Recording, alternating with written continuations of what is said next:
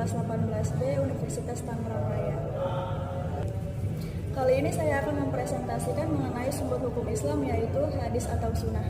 Al-hadis adalah perkataan dan perbuatan dari Nabi Muhammad. Hadis sebagai sumber hukum dalam agama Islam memiliki kedudukan kedua pada tingkat sumber hukum di bawah Al-Quran. Hadis bisa disebut juga as-sunnah, yang berarti segala perkataan, perbuatan, dan penetapan Rasulullah SAW. Ilmu hadis, istilah-istilah dalam ilmu hadis. Sanad adalah rangkaian para periwayat yang menukilkan isi hadis secara berkesinambungan dari satu kepada yang lain sehingga sampai kepada periwayat rawi terakhir.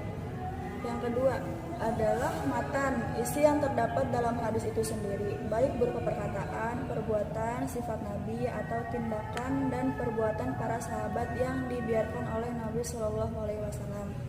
Yang ketiga ada rawi, adalah orang yang menerima suatu hadis dan menyampaikannya kepada orang lain.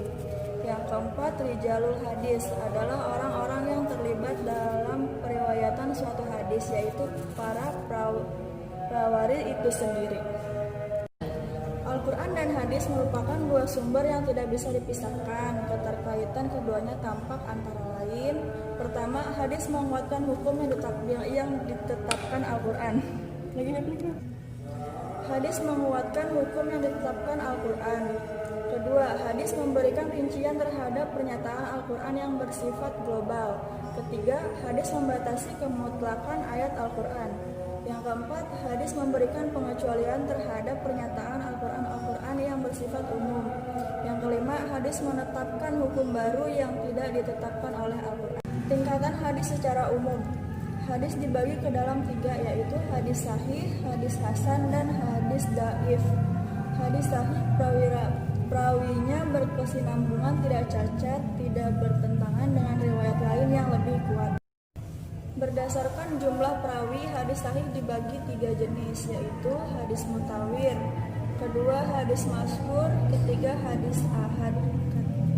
Nah, hadis yang kedua merupakan hadis hasan, yaitu hadis yang sanadnya berkesinambungan, disampaikan oleh perawi yang adil tetapi kurang kehabitatnya, kekuatan hafalannya terbatas dari cacat, dan tidak bertentangan dengan riwayat yang lebih kuat.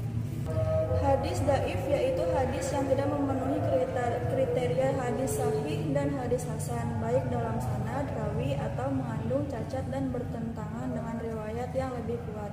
Ada beberapa hadis dhaif, diantaranya yaitu hadis mursal, tidak menyebut sahabat dalam rangkaian perawirannya. Hadis munqati, hadis yang sanadnya terputus di tengah karena ada rawi yang hilang atau identitasnya tidak di. Oke, demikian penjelasan tentang hadis dan sunnah yang dapat saya sampaikan. Kurang lebihnya saya mohon maaf. Terima kasih atas perhatiannya. Wabillahi taufiq wal hidayah. Wassalamualaikum warahmatullahi wabarakatuh.